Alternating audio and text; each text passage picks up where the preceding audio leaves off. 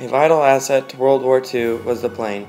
Planes weren't really used in World War I until the end, and they weren't used to fight the war. In World War II, planes were enhanced and they were specifically designed for attacking. One of the most important planes of World War II was the Boeing B-29 Superfortress. Boeing submitted the prototype for the B-29 long-range heavy bomber to the Army in 1939, before the United States entered World War II. It was one of the largest aircraft seen in World War II, and it was very advanced for its time. The B-29 had many new features, including guns that could be fired by remote control. The crew areas were pressurized and connected by a long tube over the bomb bays.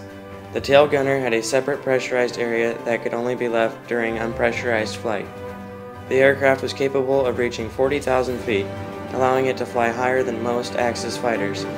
The B-29 was also the heaviest production plane because of its increase in range, bomb load, and defensive requirements.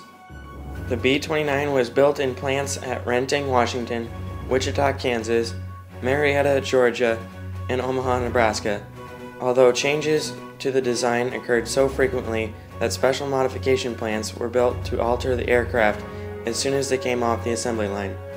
Many of the problems were the result of rushing the aircraft in order to get it into combat as quickly as possible.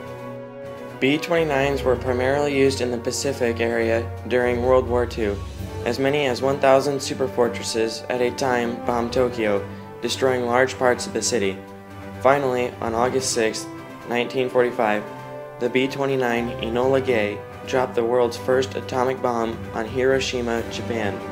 3 days later, a second B-29, Bockscar, dropped another atomic bomb on Nagasaki. Shortly afterward, Japan surrendered.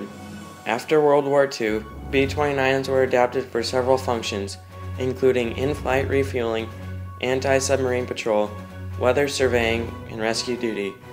The B-29 saw military service again in Korea between 1950 and 1953, battling a new competition, jet fighters and electronic weapons. The last B-29 in squadron use retired from service in September 1960. Overall, the Boeing B-29 Superfortress was a very useful invention, especially for World War II. The B-29 Superfortress had a highly sophisticated design, was mass-produced for the war, and it played an important role in deploying the first atom bombs.